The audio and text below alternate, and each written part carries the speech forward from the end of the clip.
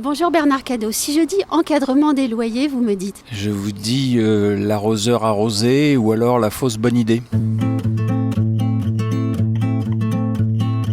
Les Ondes de Limo, un podcast d'Anne-Sandrine Di Girolamo. Voici un peu plus de 3 ans qu'il a quitté la présidence d'Orpi, mais sûrement pas son attachement à la question du logement en France, ni sa façon si pointue d'aborder les sujets qui y sont liés. Voici Bernard Cadot et son histoire de l'arroseur arrosé. L'encadrement des loyers est un sujet dont vous vous êtes réellement emparé. Avant toute chose, on va peut-être rappeler les règles applicables aujourd'hui. Où, sous quelles conditions, comment les loyers sont-ils encadrés en France ? Le principe de l'encadrement des loyers consiste à déterminer par zone ce qu'on appelle un loyer de référence, à partir duquel on va déterminer des plafonds de valeur locative qui devront être respectés, modulo quelques petits aménagements dits circonstances exceptionnelles. Je pense par exemple à une terrasse qui donnerait sur un monument connu de la ville ou des choses comme ça et qui vont permettre d'édulcorer un tout petit peu le principe. Mais le dispositif dans son ensemble reste le même. On décrète qu'à tel endroit, il ne faut pas louer plus que tant d'euros le mètre carré et à partir de là, les sanctions peuvent s'appliquer et tomber. Tiens, vous avez parlé de décret. Emmanuel Vargon, ministre du Logement, a annoncé sur France Info le 17 septembre 2021 qu'un décret sera pris à la fin de l'année et que désormais l'encadrement des loyers devra être mentionné sur les annonces immobilières. Que répondez-vous à cette mesure ? Alors franchement, j'en vois pas l'utilité. D'abord, vous vous en doutez, je vois pas l'utilité du principe de l'encadrement, donc a fortiori l'utilité de cette mesure-là. Il faudra aussi qu'on nous dise quelle taille devront avoir les annonces des professionnels de l'immobilier à l'avenir, parce qu'à force de renseigner et de redonner des informations comme celle-là, il y aura peut-être plus de place pour le vrai sujet qui est qu'est-ce que je loue, à quel endroit et de quoi est composé le bien, parce qu'à force, il n'y aura plus de place. D'une manière plus générale, c'est un exemple supplémentaire de cette, j'allais dire la mode, c'est pas la mode, de cette orientation très française de réglementer et de surréglementer. Et au bout du compte, et c'est ce que je vous disais en préambule, c'est l'arroseur arrosé parce qu'on s'y retrouve plus. Concrètement, je ne pense pas que ça soit une bonne initiative. Vous venez d'indiquer que vous ne voyez pas l'utilité du dispositif. Il vient pourtant d'être encore étendu en septembre à plusieurs villes supplémentaires. Est-ce que l'extension, pour ne pas dire la contagion de la mesure, vous semble inéluctable ? Tout dépendra des villes qui vont réclamer cette disposition-là. Tout dépendra aussi certainement de la couleur politique de celles et ceux qui dirigent ou dirigeront ces villes à l'avenir. Parce qu'on voit bien, par exemple, quand on pense à Bordeaux et à Lyon, il y a une majorité qui vient de changer aux dernières élections municipales et peut-être y a-t-il une relation de cause à effet. Sur le fond, la vraie question, je crois, c'est est-ce qu'on traite la cause et on essaye de vraiment de trouver une solution pérenne à la cause de cette pression sur les prix, ou est-ce qu'on se contente de traiter les conséquences avec plus ou moins de bonheur et plutôt moins de bonheur parce que c'est pas comme ça que ça fonctionne et c'est pas comme ça qu'il faut s'y prendre.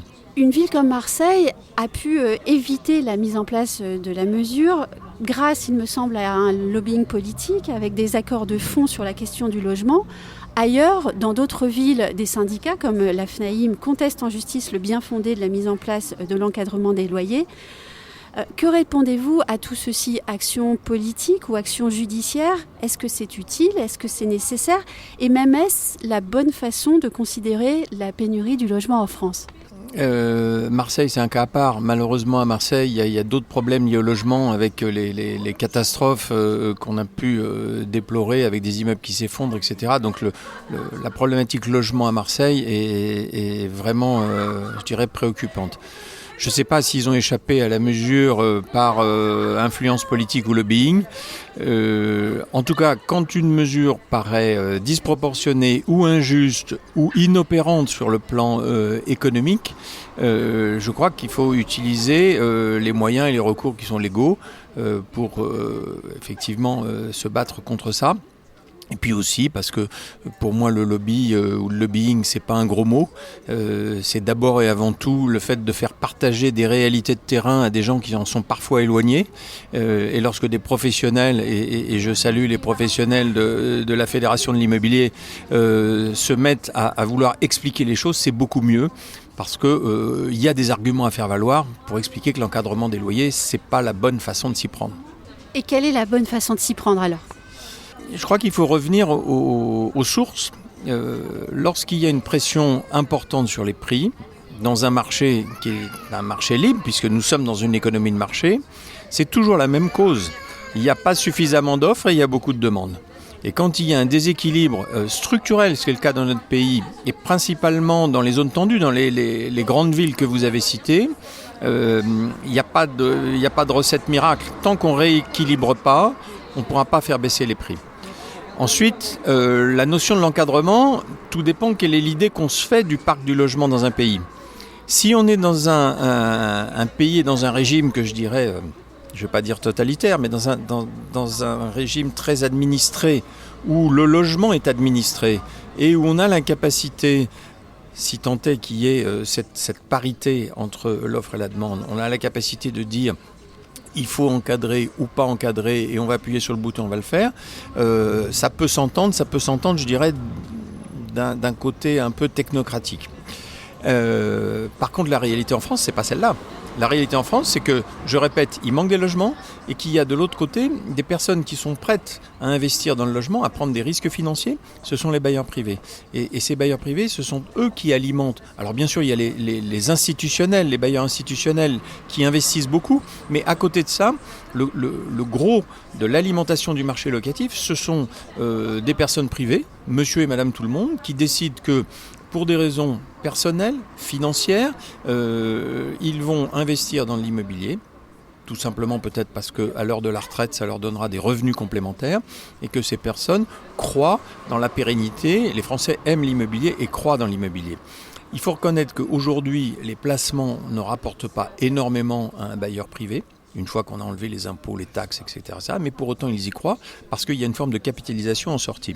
Si, par l'intermédiaire d'une mesure unilatérale comme l'encadrement des loyers, on leur envoie un message négatif, si par exemple ils ont souscrit à un dispositif fiscal qui donnait envie d'investir dans l'immobilier et qu'au bout de 7, 8, 10 ans ou 12 ans de propriété de ce bien, on leur dit finalement la règle du jeu a changé et vous n'allez pas pouvoir louer comme vous voulez et on va vous imposer des conditions de location, et bien naturellement ils vont aller se tourner vers d'autres classes d'actifs, vers d'autres types d'investissement et à partir de là, et c'est pour ça que je dis l'arroseur arrosé, parce que in fine, quelle sera la principale victime ? Ça sera le candidat locataire. Aujourd'hui, le candidat locataire, il a besoin d'un parc de logement en bon état, mais d'un parc de logement suffisant. Puis il y a un autre élément qu'il faut évoquer dans le contexte global actuel, c'est la mobilité. La mobilité professionnelle, c'est vraiment un axe important du développement et de la bonne santé économique d'un pays. Pour qu'il y ait de la mobilité professionnelle et que les gens acceptent de bouger pour suivre un travail ou aller en créer un autre, il faut tout simplement qu'ils aient la possibilité de se loger.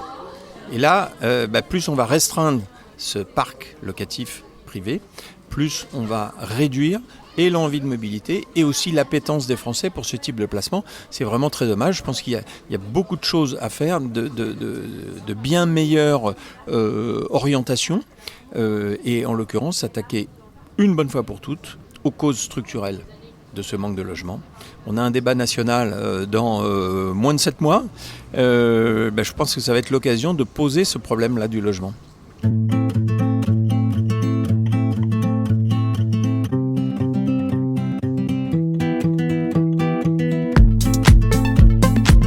Retrouvez les ondes de l'IMO avec Anne-Sandrine Di Girolamo et ses invités sur toutes les plateformes de téléchargement.